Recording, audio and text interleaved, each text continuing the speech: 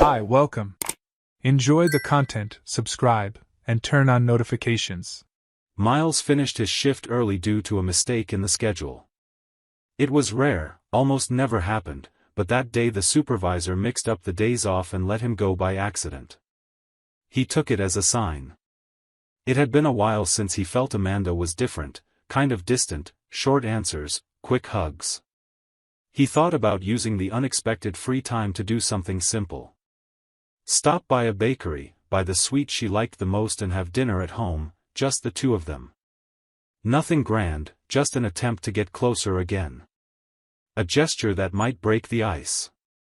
But when he got home, everything seemed normal, even going up the stairs. In the hallway, he heard a muffled laugh coming from the bedroom. He stood there for a few seconds, confused. Amanda rarely laughed like that.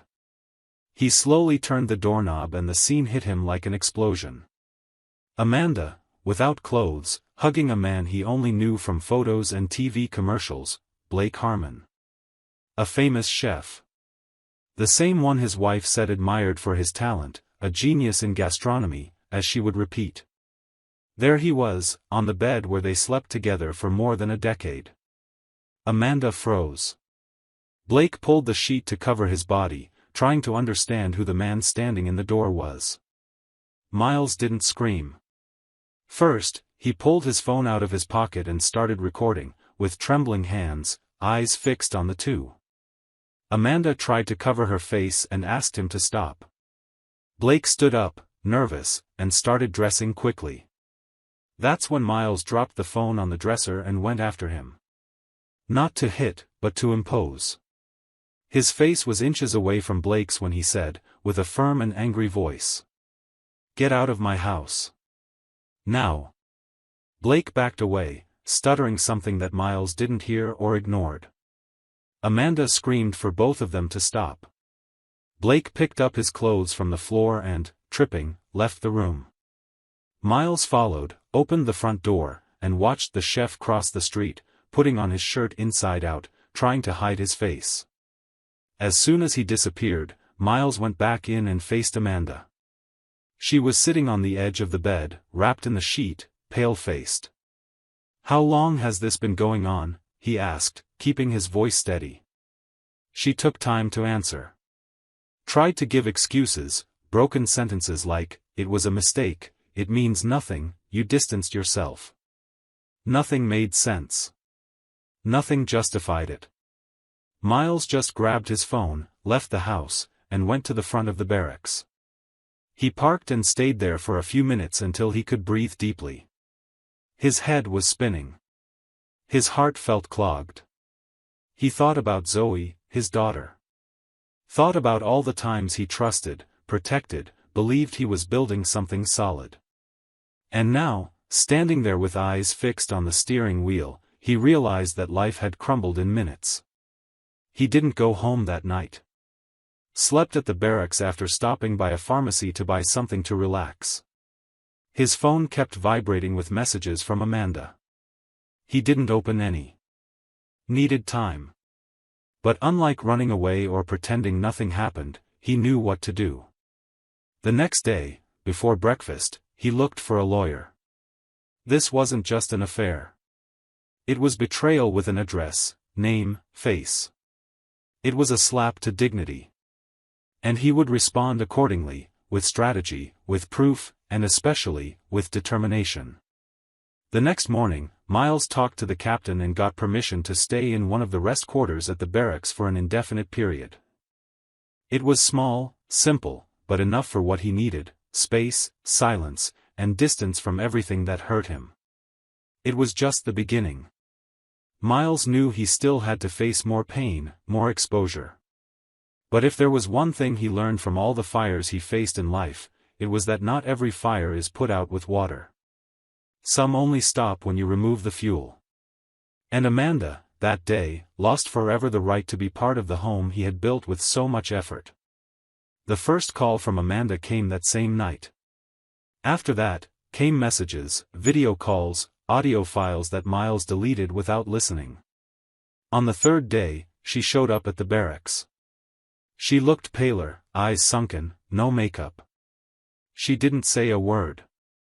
Just left an envelope with a letter and left without looking at anyone. Miles waited until the end of his shift to open it. Read everything in silence, shoulders tense and teeth clenched. She asked for forgiveness, said it was a mistake, that the involvement with Blake began after the marriage cooled down. That she felt invisible, neglected. Said she didn't blame him, but she was lost. The letter ended with a request for him to think about Zoe before taking any rash action. That was the only part that really moved him. Thinking about Zoe was unavoidable. They were always close. She was 17 years old, a creative spirit, studying arts and talking to her dad about everything. It was with him that she confided when she got bad grades, when she fought with her friends, when she dreamed of traveling abroad. Amanda was stricter, demanding. Miles was the balance, the shoulder. And now he had to find a way to explain to his daughter that the house where she grew up was no longer the same. Amanda's infidelity wasn't just marital, it was family. It was a crack in everything Zoe believed was safe. That same week, Zoe came home from school and found the cabinets overturned. Miles' clothes were gone. His scent in the house had weakened. Amanda tried to explain carefully, but the teenager understood the essentials. Her parents were separating. She went upstairs and called her dad, but he didn't answer. The next morning, Zoe went to the barracks. Miles met her outside. She ran to hug him. Cried a lot, but didn't ask questions. Just said, "Tell me what's happening." He took her to a nearby cafe and told her everything, no embellishments, no yelling, no cruel details. Just the truth. Said he saw Amanda with another man and that he didn't intend to go back home. Zoe was shocked. Her silence said more than any sentence. After a few minutes, she whispered, "You're not going to fight for her?" Miles answered that fighting was already done internally. That now it was time to protect what was left, and that included her. Zoe took out her phone, took a deep breath, and showed a picture. It was Tyler, her boyfriend. He smiled next to her father. The same man Miles had thrown out of his own house a few days before. Blake Harmon. The shock extended. Zoe was also involved, although unknowingly. His daughter was dating the son of the man who had destroyed their parents' marriage. His head spun. Zoe explained that she had been with Tyler for several months, but hadn't told her parents yet.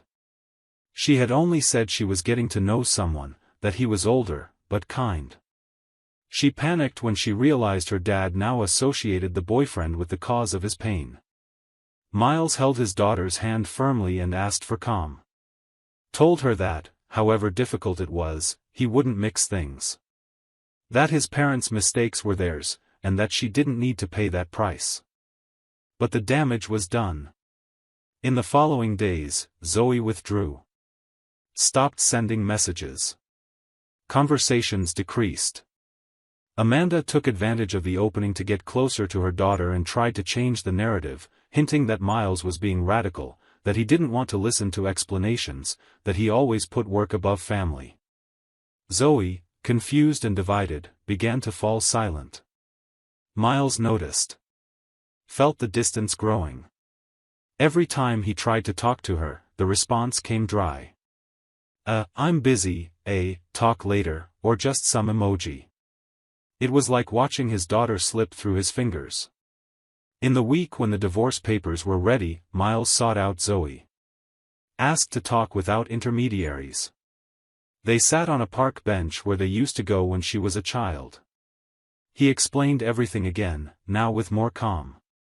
Said he didn't want to put Zoe against her mother, but that Amanda had made a choice. And that choices bring consequences. He was dealing with his own, and hoped that Zoe could find her own path without carrying weights that weren't hers.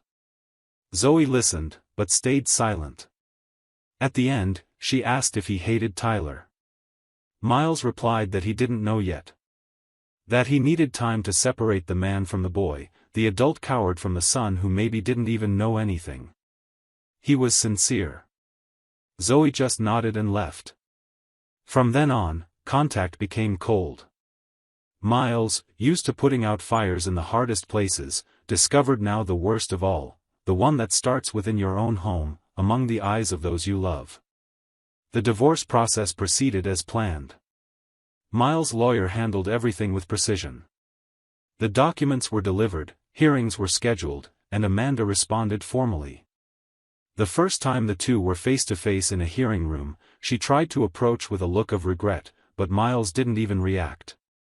He kept focus on what mattered, ensuring that everything was resolved clearly, without emotional concessions.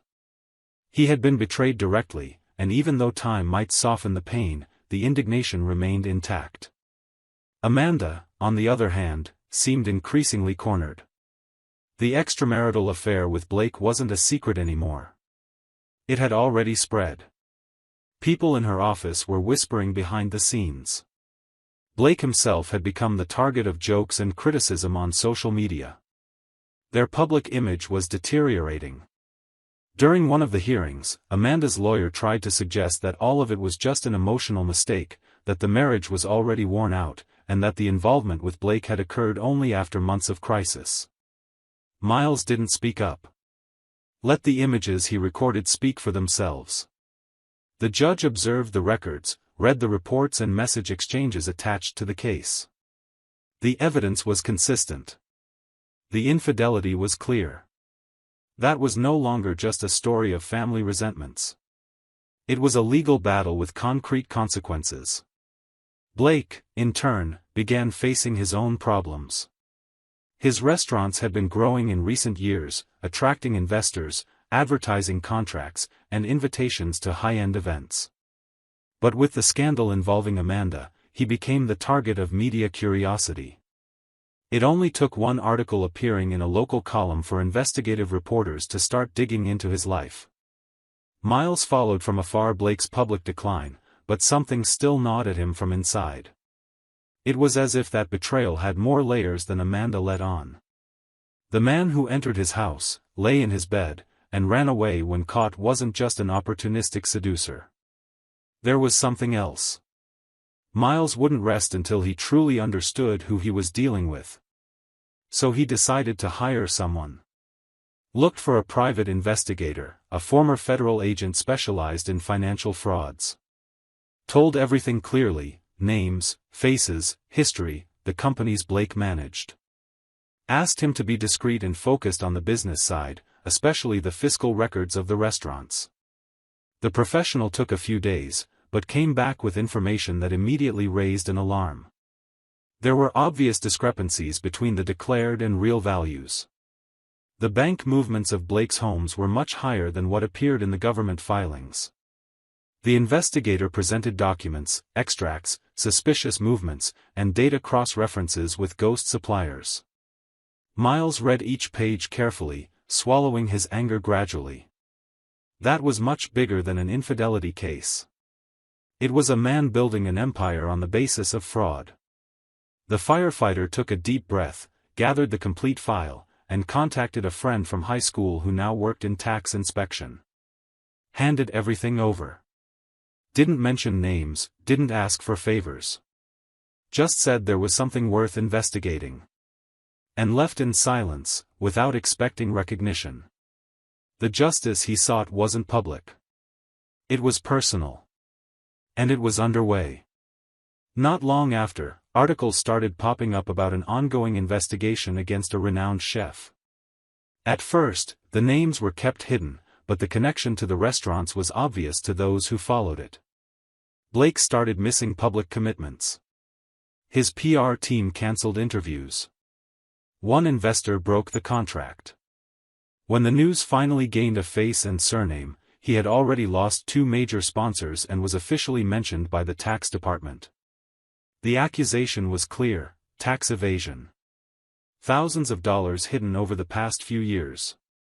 The case became criminal. Amanda panicked. Blake distanced himself from her almost immediately, trying to protect his image. The two weren't seen together after that. Zoe, who had been distant from her dad since the conversation in the park, found out about Blake's arrest from the news. She tried to talk to Tyler, but received only a short message, "I need time to understand all of this." That was the last time he responded. The separation became definitive. Tyler disappeared from social media, cancelled the messaging app account they used to talk, and vanished. The emotional fracture in Zoe was brutal. Besides seeing her mom involved with a married man, now the guy she loved had cut contact without even explaining properly. Miles received the news of the arrest with a mix of surprise and relief. Didn't celebrate. Just breathed deeply. The man who destroyed his family now faced the weight of his own mistakes. What started with adultery ended with handcuffs and headlines. It was a cycle closing in an unexpected way. Throughout this entire period, Amanda tried, in a discreet way, to get back close to Zoe. Sent messages asking if she wanted to have dinner, offered rides, bought gifts. But nothing seemed to work. The daughter suspected every gesture. Saw everything as an attempt to clean up her image. Zoe was too hurt to pretend normality. Miles, on the other hand, maintained a certain distance. Respected his daughter's space, but stayed present. Paid for her art course, checked her report cards, attended student exhibitions. Spoke little, but demonstrated through actions. Knew that any emotional pressure could push her even further away. So he preferred to wait. Slowly, the relationship began to mend. Still with silence, but with less distance. One day, Zoe came to him with red eyes and said only, "Thanks for not throwing him in my face." Miles understood. She referred to Tyler. To the fact that he hadn't made the boy an enemy, even when he had reasons to. That moved him. It was the first time, since the whole explosion, that he felt his daughter still saw him as the same dad.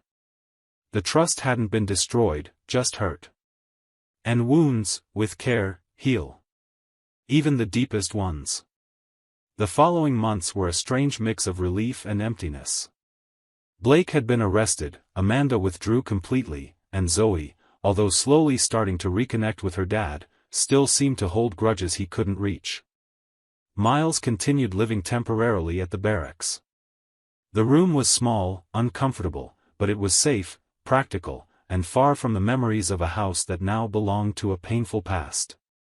On his days off, he took walks without direction, ate in places he hadn't visited before, and, when he had the courage, opened the photo album on his phone, trying to figure out where everything started to fall apart.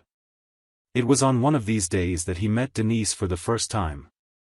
He was sitting in a cafe, almost finishing his coffee, when he heard a polite request to share the table, since the place was full. It was a woman in her early 40s, with a folded lab coat on her arm and 2 books in her bag. They talked little during that first meeting, just polite exchanges. She thanked him, he smiled and left. 2 weeks later, they crossed paths again, this time at a local animal adoption fair organized by a NGO. Denise was there as a volunteer. Miles recognized her face, and she did too. They talked a bit more, and he discovered she was a vet, divorced almost 3 years ago, mother of 2 teenagers. Like him, she was learning how to deal with the ruins of what once was a family for good. The connection happened effortlessly. There were no plans, no marked dinners, no anxious messages. Just casual meetings that became frequent. She listened without judging. He asked without pressuring. Each conversation was like a brick placed carefully in something that perhaps, one day, could become a new home. Denise didn't pretend that everything was easy, and that brought them even closer. She spoke about the challenges with her kids, the insecurity of starting over, the fear of trusting again. Miles understood every word, every pause. They were on the same page, living different pains, but similar roots. Zoe met Denise on a Saturday afternoon, without warning, during a quick visit to her dad. The reception was polite, no big smiles, but also no coldness. Miles didn't force any closeness. Denise didn't try to impress either. They were natural.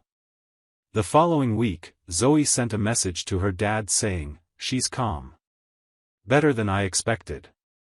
It was little, but for Miles it meant a lot. It was the sign that maybe, with time, his daughter could accept that her dad was trying to rebuild something, not to replace what was lost, but to find a new meaning. Their meetings with Denise intensified. Together, they started attending community events, helping in social actions around the city, and even organizing a toy collection campaign for underprivileged children. In these activities, Miles found a peace he hadn't felt in a long time. It wasn't about big achievements. It was about doing good with someone grounded and wholehearted. Denise's kids also started getting to know him. At first, they were reserved, which was understandable. Over time, Miles helped them with schoolwork, took them to the movies, watched a soccer game of the older one. All without rush, without impositions. It was a light, genuine coexistence, as it should be. On a regular night, already at home, because gradually he started leaving the barracks to spend more time with Denise, they sat together at the table with the kids and Zoe. It was Zoe's 18th birthday, and she had asked for everyone to be together. Miles held back his emotions throughout. Seeing his daughter blow out the candles next to the kids of the woman he was learning to love, and laughing naturally, was more symbolic than anything else. There he understood that, even though the family he built with Amanda had crumbled, it was still possible to have a home. A new one, with new bonds, new stories. One night, late, while closing the door after another family dinner, Miles looked into the living room. Zoe was lying on the couch, laughing with the step-siblings. Denise was collecting the dishes in the kitchen. That wasn't what he had planned years ago. But, with all the flaws and scars, it was the most true thing he had now. The betrayal had been a breaking point, yes. But it was also the beginning of a transformation. And in the end, he realized that the freedom he had been searching for wasn't about revenge, exposing, or punishing. It was about forgiving in silence, moving forward with courage, and allowing life to bloom again, in a way he would never have predicted. Thank you for watching the video. If you enjoyed it, don't forget to subscribe to the channel and turn on notifications so you won't miss any updates. See you next time.